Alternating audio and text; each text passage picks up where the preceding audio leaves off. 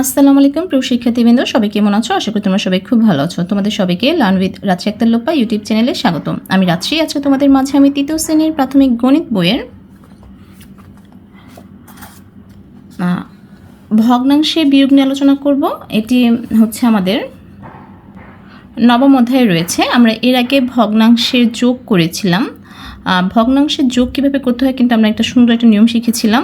আর ভগ্নাংশের বিয়োগও ঠিক সেরকমই। আমাদের এটা নিয়ে কিন্তু খুব ভয় পাওয়ার কিছু নেই। ভগ্নাংশ দেখে যে ভগ্নাংশটা বিয়োগ কীরকম হবে, আমাদের নর্মাল বিয়োগের মতোই কিন্তু ভগ্নাংশের বিয়োগ, শুধু একটু ভিন্নতা রয়েছে। তো আমরা আজকের ক্লাসে সেগুলো সম্পর্কে একটু আলোচনা করব। আমরা জানি ভগ্নাংশ কি। ভগ্নাংশে হচ্ছে সাধারণত একটি হর এবং একটি লব থাকে, ঠিক আছে। আর ভগ্নাংশ হচ্ছে তিন রকমের। একটা হচ্ছে প্রকৃত ভগ্নাংশ, একটা হচ্ছে অপ্রকৃত ভগ্নাংশ, একটা হচ্ছে মিশ্র ভগ্নাংশ। তোমাদের বইয়ে যদিও মিশ্র ভগ্নাংশ সম্পর্কে নেই, তো আমরা একটু সহজ ভাষায় তোমাদের যেভাবে বই যে পর্যন্ত রয়েছে সেগুলো নিয়ে আমরা আলোচনা করব।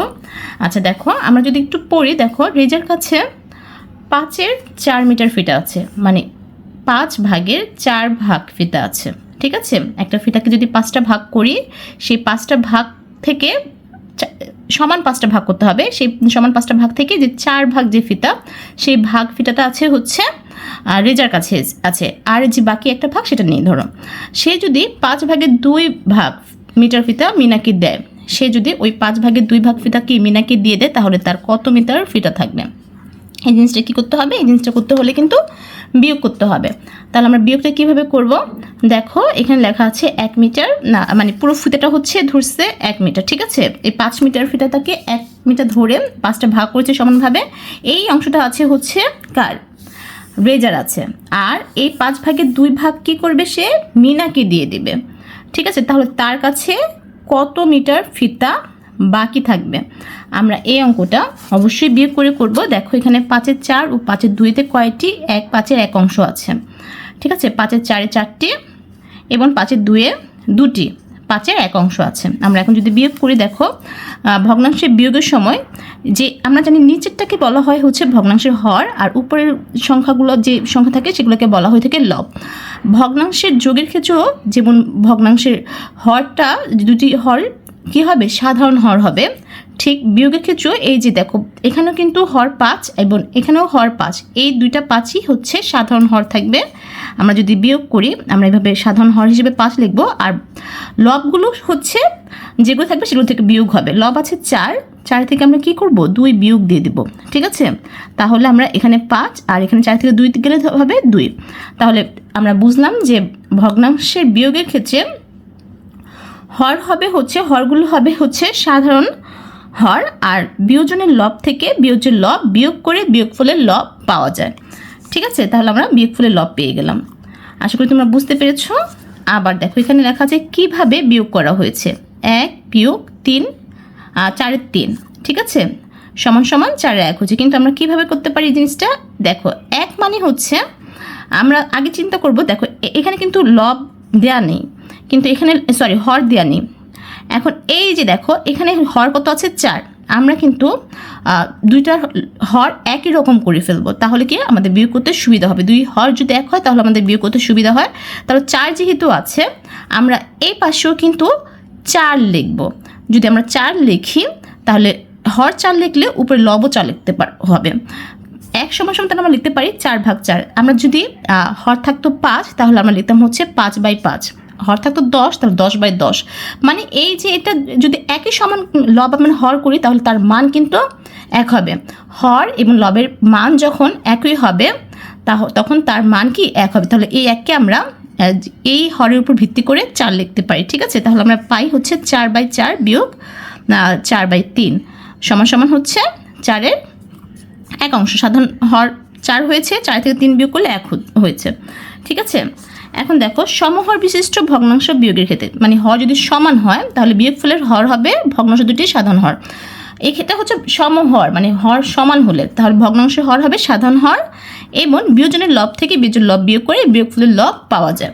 তাহলে আমাদের প্রথম কাজ হচ্ছে, যদি কখনো সমহর না থাকে, দুইটার হর সমান না থাকে, আমরা চেষ্টা করব দুইটার হরকে সমান করার জন্য। আমরা যদি পরের পৃষ্ঠাতে যাই, দেখো লেখা আছে কিভাবে বিয়োগ করা হয়েছে। 8-এর 7 বিয়োগ 8-এর 2। দেখো এখানে কিন্তু হর দুটি সমান, দুটি হরই কিন্তু সমান 8 8, তাহলে কিন্তু বিয়োগ করা সহজ। আমরা যদি সমান 8 হর হয় তাহলে আমরা সাধারণ হর হবে 8 আর 7 বিয়োগ 2, 7-এর থেকে যদি আমরা 2 বিয়োগ দিই তাহলে হবে হচ্ছে 5, তাহলে 5-এর 8 হবে। ঠিক আছে, আমরা বিয়োগ করি, এখানে আছে 12টি বিয়োগ আছে, এই বিয়োগগুলো করব, পরবর্তীতে আমরা কথন অঙ্কগুলো করে ফেলবো। দেখো আমরা যদি বিয়োগের অঙ্কগুলো করি, আমাদের প্রথমটা ছিল হচ্ছে 1 বিয়োগ কি 2-এর 1। এখন আমরা বলেছি আমাদের হর সমান করতে হবে, এখানে কিন্তু হর নাই, তাহলে আমরা হর সমান করতে হলে 1-এর মান কি হবে, 1-এর মান আমরা যে কোনো সংখ্যায় কনভার্ট করতে পারি যদি মানে হর এবং লবটাকে সমান রেখে।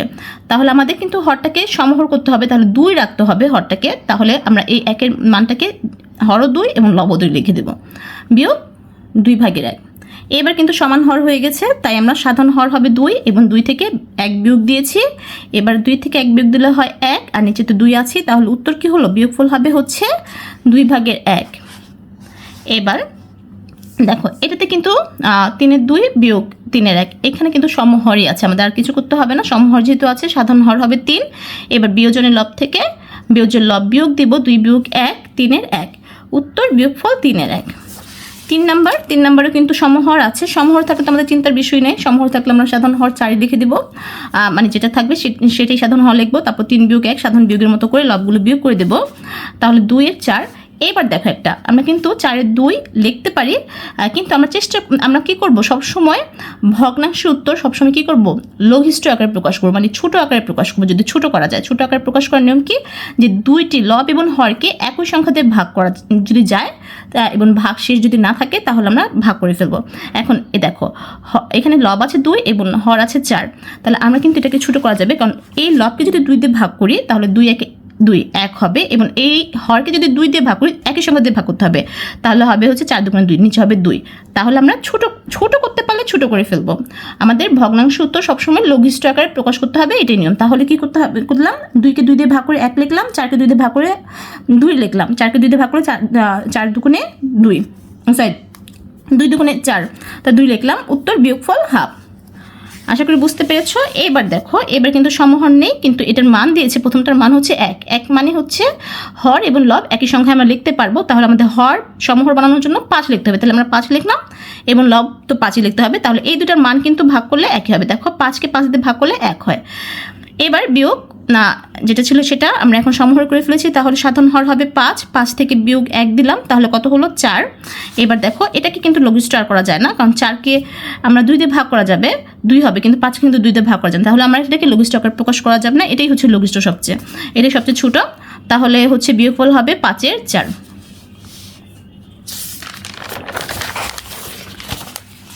এই পরেরটা দেখো 5 নম্বরে হচ্ছে আমরা দেখলাম সমহরই আছে, তাহলে আমাদের আর কোনো কাজ নেই, সমহর থাকলে আমরা সাধারণ হর 5 লিখবো, যেহেতু দুইটার হর 5, এবং সাধারণ বিয়োগের মধ্যে 4 বিয়োগ 2 2-এর 5, বিয়োগফল 5-এর 2। ওকে, এবার এটাও কিন্তু সমহর আছে, সমহর থাকার কারণে আমরা কি করলাম, যেহেতু হর 6 লিখলাম সাধারণ হর, এবং সাধারণ বিয়োগের মধ্যে 5 থেকে মানে লবগুলো বিয়োগ করে দেবো, লব 5 থেকে 3 বিয়োগ করলাম, 5 থেকে 3 বিয়োগ করলে হবে 2, আর নিচে যেহেতু 6 এবার কিন্তু এটাকে লঘিষ্ঠ আকারে প্রকাশ করা যায়, 2কে 2 দিয়ে ভাগ করলে 1 হয়, আর 6কে 2 দিয়ে ভাগ করলে 3 হয়। ঠিক আছে, 3 দ্বিগুণে 6, তাহলে আমরা লঘিষ্ঠ আকারে লিখে ফেললাম, বিয়োগফল 3-এর 1। আর তারপর হচ্ছে 7 নাম্বার হচ্ছে দুইটারই হর সমান, 7 আছে, সমহর আছে, তাহলে আমরা সাধারণ হর 7 লিখলাম, এবং লবগুলো থেকে বিয়োগ করে দিলাম, 4 থেকে 3 বিয়োগ করলাম, বিয়োজনের লব থেকে বিয়োজনের লব বিয়োগ করলাম, তাহলে 4 থেকে 3 বিয়োগ করলে হয় হচ্ছে 1, তাহলে 7-এর 1, বিয়োগফল 7-এর 1। এইবার দেখো এখানে আছে 1 আর এখানে আছে 8-এর 3, যেহেতু আমাদের সমহর নাই আর এখানে যেহেতু মান দেওয়া আছে 1, তাহলে আমরা কি করতে পারি, হর সমান করার জন্য 8 লিখবো, নিচে হর এবং লবও লিখবো 8, মানে হর এবং লব একই সংখ্যা লিখবো, তাহলে দুটার মান কিন্তু এই একই হবে, এটা একই সমান মান হবে। এবার বাকিটা লিখে দেবো, পরেরটা লিখে দিলাম, তাহলে এবার সমান হর হলো 8, তাহলে 8-এর থেকে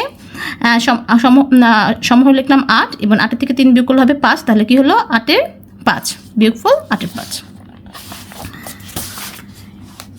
এরপর দেখো এটাও সমহর দেওয়া আছে, তাই আমাদের কিছু করতে হবে না, 9 হচ্ছে সমহর সাধারণ হর হবে, এবং 7 থেকে 2 বিয়োগ করলে হবে হচ্ছে 5, 5 9 5 বিয়োগফল 9 5। এবার এটা দেখো হচ্ছে সমান হরই দেওয়া আছে, তাহলে সাধারণ হর 8 লিখেছি, তারপর 7 থেকে 3 বিয়োগ দিয়েছি, 7 থেকে 3 বিয়োগ দিলে হয় 4 আর নিচে হচ্ছে 8। এবার দেখো এটাকে কিন্তু লঘিষ্ঠ আকারে প্রকাশ করা যায়, কেমন 4কে 4 দিয়ে ভাগ করলে কিন্তু 1 হয় এবং 8কে 4 দিয়ে ভাগ করলে 2 হয়। ঠিক আছে, 4কে 4 আর 4 দুগুণে 8, 2 হলো। তাহলে এটা উত্তর বিয়োগফল কি হয়ে গেল, 2 এর 1 হয়ে গেল। লঘিষ্ঠ আকারে প্রকাশ করতে গেলে পারলে আমরা লঘিষ্ঠ আকারে প্রকাশ করে দেব। এবার দেখো এখানে সমহর নাই, শুধু 1 দেওয়া আছে, তাই সমহর করার জন্য আমাদের অবশ্যই হর 9 করতে হবে এবং লবটাও 9 করতে হবে, তাহলে এর মানটা 1 হবে।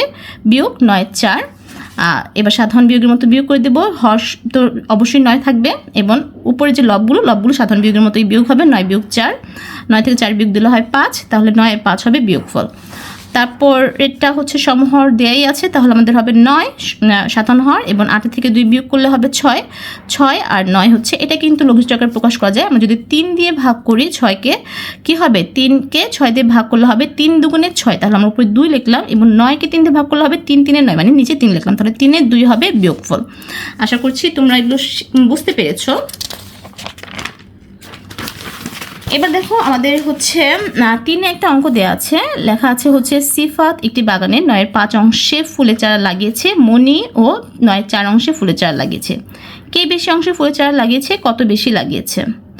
আচ্ছা, চিন্তা করো কে বেশি লেগেছে। ভগ্নাংশ দুটির হর একই, তাই লব তুলনা করে পাই সিফাত বেশি অংশে চারা লাগিয়েছে। যদি ভগ্নাংশের হর একই থাকে, হর একই, দেখো 9 এবং এখানেও হর 9, তাহলে আমরা লবগুলো তুলনা করব। তাহলে লবগুলো তুলনা করলে কে বেশি লেগেছে, 5 অবশ্যই বড়, তাহলে 5 যেহেতু বেশি, তাহলে সিফাত বেশি লাগিয়েছে, তাহলে সিফাত বেশি ফুলের চারা লাগিয়েছে। এই অঙ্কটা আমরা গাণিতিক বাক্যে করতে পারি, আমরা প্রতিটা অঙ্কই গাণিতিক বাক্য করতে পারি, আবার কথায় সাজিয়েও লিখতে পারি। তো এখানে গাণিতিক বাক্যে দেওয়া আছে, গাণিতিক বাক্য কী হতে পারে, কত বেশি লাগিয়েছে এটা জানতে হলে আমাদের বিয়োগ করতে হবে। তাহলে 9 5 থেকে বিয়োগ করতে হবে হচ্ছে 9 4। যেহেতু 9 সাধারণ হর, তাহলে আমাদের দুটারই হর 9, সাধারণ হর হবে 9 এবং 5 থেকে 4 বিয়োগ দিব, তাহলে এখানে হবে 9 এর 1। সিফাত কত অংশ বেশি লেগেছে, 9 এর 1 অংশ বেশি অংশ ফুলের চারা লাগিয়েছে। আশা করছি এই অঙ্কটা করতে পারবে, এটা গাণিতিক বাক্যে করা যায়, আবার ইচ্ছা করলে তোমরা কথায় সাজিয়েও লিখতে পারো। এরপর দেখো 2 নম্বরে কি আছে, রিয়ার 5-এ 4 লিটার জুস আছে এবং হিয়ার 5-এ 3 লিটার জুস আছে। হিয়ার থেকে রিয়ার কত লিটার জুস বেশি আছে? এই অঙ্কটা আমরা কীভাবে করব? আচ্ছা, এখানে লেখা আছে হিয়ার থেকে রিয়ার বেশি আছে, দিয়ে আছে, তাহলে আমরা এই অঙ্কটা যদি করি, আমরা কিন্তু গাণিতিক বাক্য করেও লিখতে পারি, কিন্তু আমরা গাণিতিক বাক্য কত সহজেই গাণিতিক বাক্য লিখে সুন্দর করে জাস্ট এই জিনিসটা লিখে দিলেই হয়ে যাবে। তা কিন্তু আমরা যদি কথায় লিখি, দেখো হিয়ার থেকে রিয়ার জুস বেশি আছে 5-এর 4 বিয়োগ 5-এর 3, তাহলে সাধারণ হর হচ্ছে 5 এবং 4 থেকে 3 বিয়োগ দিলে হবে 5-এর 1 লিটার, তাহলে কত লিটার বেশি আছে, 5-এর 1 লিটার জুস বেশি আছে। আর এই অঙ্কটা যদি তোমরা শুধু গাণিতিক বাক্যে লিখতে চাও, তাহলে গাণিতিক বাক্য লিখে 5-এর 4 বিয়োগ 5-এর 3 সমান দিয়ে আবার এই যেগুলো আছে সেভাবে লিখে দিলে চলবে। গাণিতিক বাক্য দিয়ে এই কথাটা না লিখলেও হবে, শুধু উত্তর সময় লিখে দেবে হিয়ার থেকে রিয়ার জুস বেশি আছে 5-এর 1 লিটার। ওকে, তারপর 3 নম্বর হচ্ছে রনি একটি কেকের সাথে 3 অংশ এবং মনির সাথে 5 অংশ খায়। রনি অপেক্ষা মনি কত অংশ বেশি খায়? এটা কিভাবে হবে? এটা হবে হচ্ছে আমরা যদি সাজিয়ে লিখি, মানে কথায় লিখি, তাহলে এভাবে লিখবো, রনি অপেক্ষা মনি বেশি খায় 7-এর 5 বিয়োগ 7-এর 3 অংশ। যেহেতু হর দুটোই 7, তাহলে সাধারণ হর হবে 7 এবং 5 থেকে 3 বিয়োগ দিলাম, তাহলে হবে 2, তার সাথে 2 অংশ, উত্তর হবে 7-এর 2 অংশ। এবার 4 নম্বরে আছে 1 মিটার ফিতার 11/6 অংশ নিধি, মানে ফিতাটা কিন্তু পুরো 1 মিটার, ওটাকে 11টা ভাগ করেছে। ঠিক আছে, 11/6 অংশ কি নিধি নিল, 11/5 অংশ কেয়া নিল, কে বেশি ফিতা নিল এবং কত বেশি ফিতা নিল? আচ্ছা, একটা ফিতাকে প্রথমে 11টা ভাগ করেছে, 11টা ভাগ করে 6 ভাগ কে নিল, নিধি নিল, আর 5 ভাগ কে নিল, কে বেশি ফিতা নিল। যেহেতু দুইটারই কি হর সমান, তাহলে কি হবে, আমরা লব তুলনা করব, তাহলে লব যার বেশি, নিধি বেশি নিয়েছে, লব আছে 6, তাহলে নিধি কিন্তু বেশি নিল, আমরা এটা কিন্তু বুঝে গেলাম। এবং কত বেশি নিল এটা বের করতে হলে আমাদের বিয়োগ করতে হবে, 11/6 থেকে 11/5 বিয়োগ করলেই আমরা পেয়ে যাব। তাহলে আমরা লিখব হচ্ছে নিধি নিল 11/6 অংশ এবং কেয়া নিল 11/5 অংশ। যেহেতু 11/6 কি বড়, 11 5-এর থেকে কি 11/6 বড়, সেহেতু নিধি বেশি নিল, এই কথাটা আমরা লিখে দিব। সুতরাং কে অপেক্ষা নিধি বেশি নিল হচ্ছে 11/6 বিয়োগ 11/5 অংশ। তাহলে যেহেতু সাধারণ হর হচ্ছে 11, দুইটারই হর 11, তাহলে সাধারণ হর হবে 11 এবং 6 থেকে 5 বিয়োগ দিব। তাহলে কি হবে, 1 হবে হচ্ছে লব আর নিচের হর হবে হচ্ছে 11। তাহলে 11 অংশ কে নিল, 11 অংশ বেশি নিল, নিধি বেশি নিল। উত্তর হবে 11 অংশ বেশি নিল। আর নিধি বেশি নিল এটাও লিখে দিতে পারি, নিধি বেশি নিল দুইটা উত্তর হবে এবং 11 অংশ বেশি নিল।